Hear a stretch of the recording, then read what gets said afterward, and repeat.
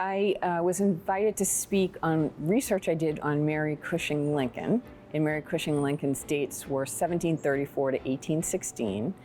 And I had been engaged by the Hingham Historical Society to do some research on her. So with their acquisition of the Lincoln House, they wanted to find out a little bit more about Mrs. Lincoln. We know about our Revolutionary War hero, Benjamin Lincoln, but much less was known about Mary Cushing Lincoln. So I spoke about my research findings on her and also highlighted her experiences during the Revolutionary War.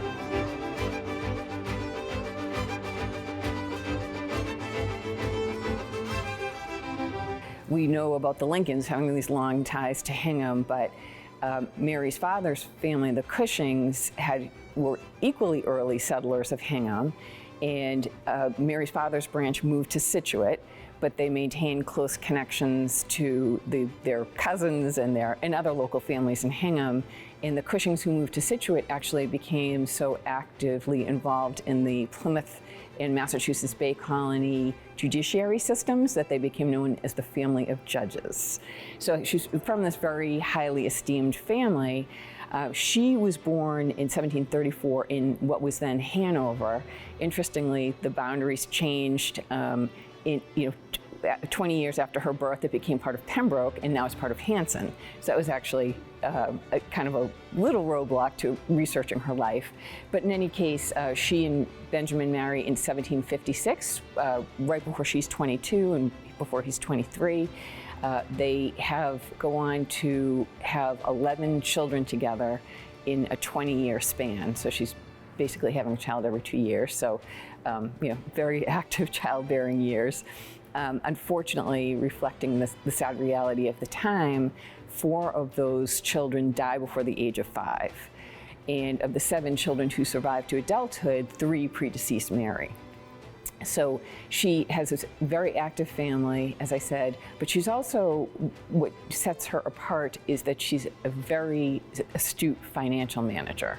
So Benjamin is gone during most of the war years between 1775 and 1783, and he becomes Secretary of War in 1781 and serves until 1783. But then afterwards, he's also fulfilling different duties on behalf of the new nation. So he's traveling then, and then in 1789, he becomes the port collector in Boston, a post that he holds until 1809.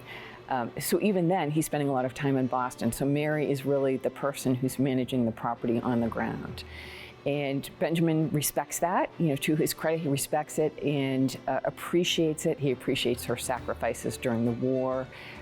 Although we don't have much in the way of writings from Mary, although hopefully some may yet come to light, there are lots of wonderful letters from Benjamin to their children and some to her, and you can really get a feel for how highly he regards her and her sacrifices that she's making. And he advises their children during the war, please do whatever you can to help out your mother. I know my absence is increasing all her cares and burdens.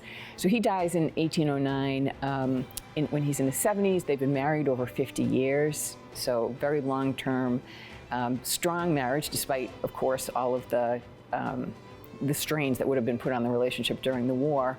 Mary lives for another 6 years. She dies in her early 80s when she's in her early 80s in 1816, but the family ledgers show that she continues to be very active in the family's finances. So again, just a really remarkable person.